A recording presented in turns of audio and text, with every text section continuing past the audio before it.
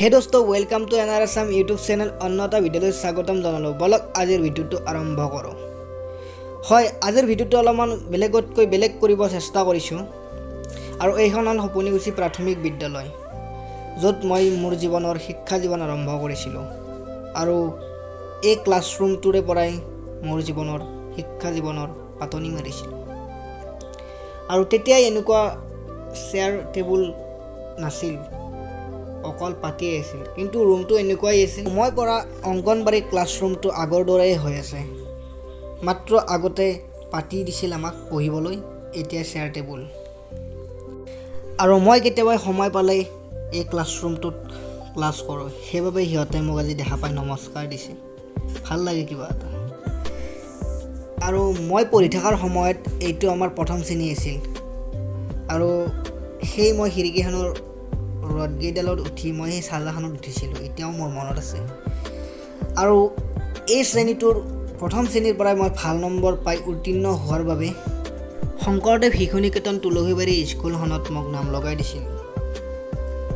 আৰু এইকেইখন বহি হ'ল মোৰ শংকৰদেৱৰ ক্লাছ 10ৰ 6 মাহিলী পৰীক্ষাৰ বহি য'ত মই এনেধৰণৰ নম্বৰ পাইছিলোঁ হয়তো ঘৰুৱা সমস্যাৰ বাবে মেট্ৰিকত মই এনেধৰণৰ নম্বৰ পোৱা নাছিলোঁ কিন্তু মই মেট্ৰিকত এখন ছাবজেক্টত 100ৰ ভিতৰত 100 ল'বলৈ সক্ষম হৈছিলোঁ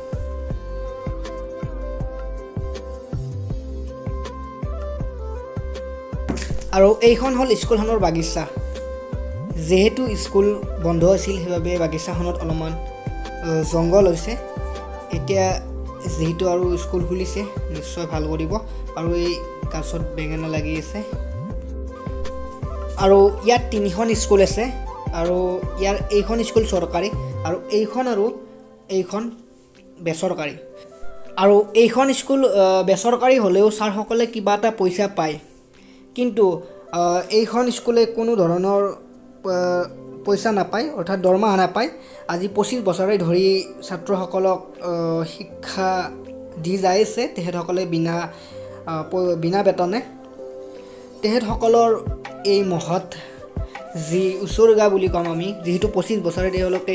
এটকাও নোপোৱাকৈ ছাত্ৰসকলক শিক্ষা দি আছে এই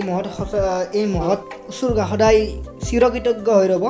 আৰু এই অফিচটোৰ লগতে এখন পশু চিকিৎসালয় আছে সৰু সুৰা এইখন হ'ল পশু চিকিৎসালয়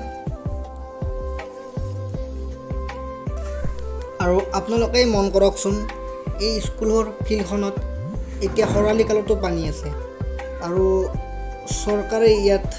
দুবাৰ কৰি পইচা দিছে কিন্তু ফিল্ডখন কি হয় আধা মাটি পেলাও হোৱাৰ পিছত চৰকাৰে পইচাটো কাটি লৈ যায় 2021 চনৰ 7 ডিচেম্বৰ তাৰিখে মাননীয় ভৱেশ কলিতা ছাৰ আহি ইয়াত তেখেতে কৈছিল যেন অংগনবাড়ী গৃহটো নতুনকৈ নিৰ্মাণ কৰাৰ লগতে এই ফিল্ডখনত মাটি পেলাব কিন্তু এতিয়ালৈকে কোনো ধৰণৰ খা খবৰেই নাই আজি 1 বছৰেই হ'ল আৰু এই স্কুলকেইখনত 500ৰো অধিক ছাত্ৰ ছাত্ৰী আছে আৰু চৰকাৰে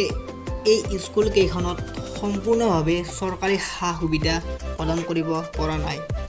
আৰু এইখন স্কুলৰ সৰুকালৰ স্মৃতিবোৰ এতিয়াও পাহৰিব পৰা নাই আৰু আমি সদায় আমাৰ মেইন শিপাডাল পাহৰিব নালাগে কাৰণ যি মানুহে নিজৰ শিপাডাল পাহৰি যায় সেই মানুহৰ কোনো অস্তিত্ব নাথাকে